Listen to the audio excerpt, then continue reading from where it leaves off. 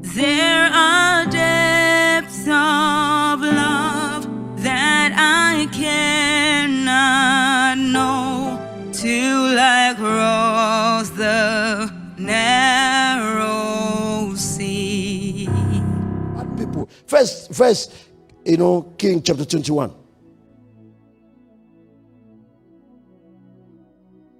Verse 25. There was none like unto Ahab, which did sell himself to work wickedness in the sight of the Lord, whom Jezebel his wife still. The person that was behind all that thing. The spirit of Jezebel is attracted to power. Is attracted to fame. Is attracted to wealth. Then is attracted to the anointing. You can be the ugliest man, if you like, be a dwarf. If the hand of God comes upon you, Jezebel will find you the most attractive thing in the whole universe. And she will open up all her to have a taste of it. And if she gets you neutralized under her control, now you are now one of her tools. But if you are now resistant and she can't, then she will now show you the other side.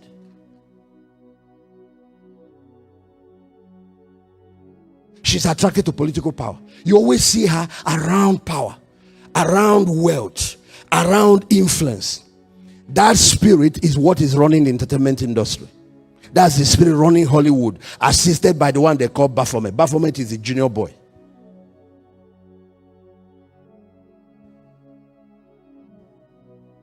That's one of the principal spirits that's drove Christianity out of the West, and is trying to drive it out of America right now. Is the mother of harlots and all the abominations of the earth.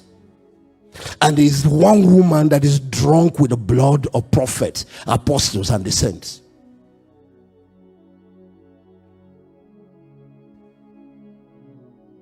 Okay, maybe you just think it's an Old Testament. Meanwhile, you want to study her further. Look at Delilah. That's the same spirit. Look at those women that destroyed Solomon's life. A man that God appeared twice. That's the same spirit.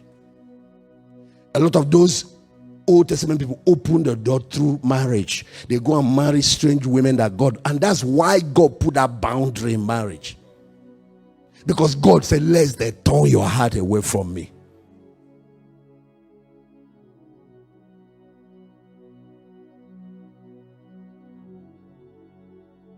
That spirit hates marriage. It hates marriage values. Now, maybe you think it's just Old Testament concussions. Maybe I should give you 3 or 4 examples, New Testament. John the Baptist is an example. Herodias. So the thing changes body, but it's a spirit. Spirits don't die. I told you how ancient mantles come back, but that's how ancient demons, because there are no new devils. Every man's devil is his father's devil. If you study your natural father and your ancestry, you know what is troubling you. Then if you study your spiritual father, study his wars, then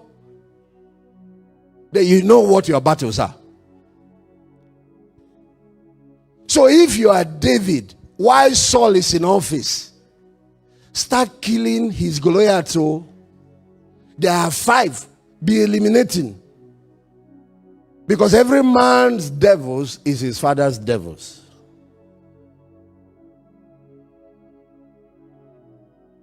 The moment Saul was dead, and the elders gathered and anointed David in Rephidim. Anointed him in Hebron, king. The next thing, the Philistines gathered in Rephidim without wasting time. Because whosoever gets the anointing gets the enemies.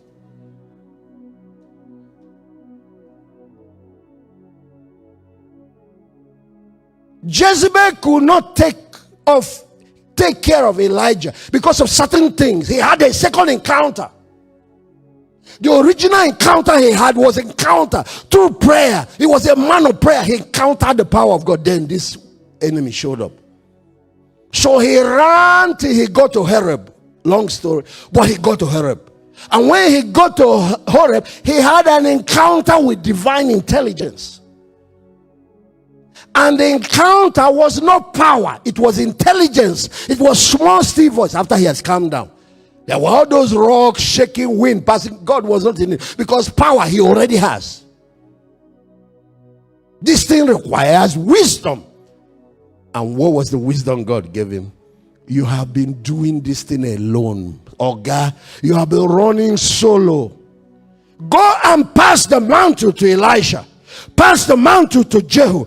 Pass the mantle to Hazael. Raise some political, raise some economic leaders, raise some prophetic and spiritual leaders. Pass the thing in this 3 dimension. Whosoever escapes the one that has political whatever, the one spiritual will kill. Whosoever escapes the one spiritual, the one with economic power will kill. You need three layers of defense for your mandate.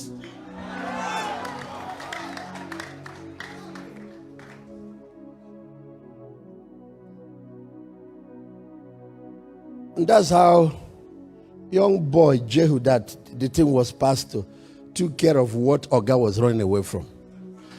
And this is what Paetin told us. The patriarchs explained it to me.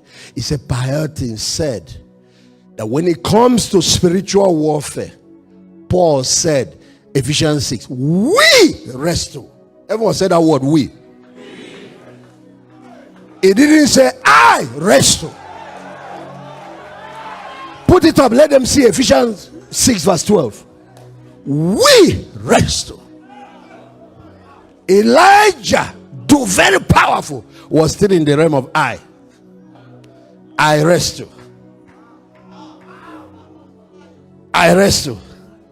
Jezebel will take off your head. That's the problem of John the Baptist. One of his mistakes.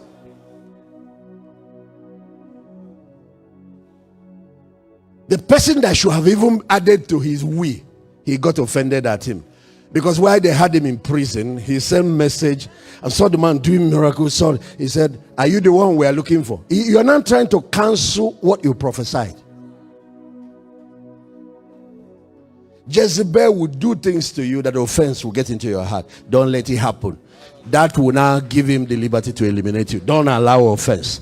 You can get offended with God. You can get offended with people who are to help you. You see, Elijah almost got offended. He said, am I better than my fathers? Help me to kill me. If you wanted to die, why did you stay back when they were looking for your head? Why did you run? If you wanted to die, just go back. Say, Madam, I have come and see it. I hope you notice what the woman said. He said, is that your head? God, do so to me if your head stays. I hope you notice what the other New Testament Jezebel asked for. Bring me the head of who? John the Baptist.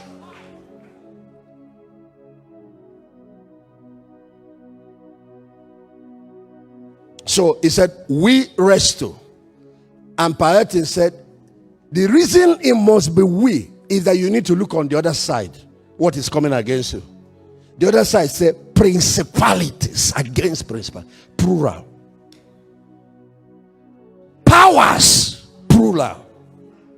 Against rulers, plural.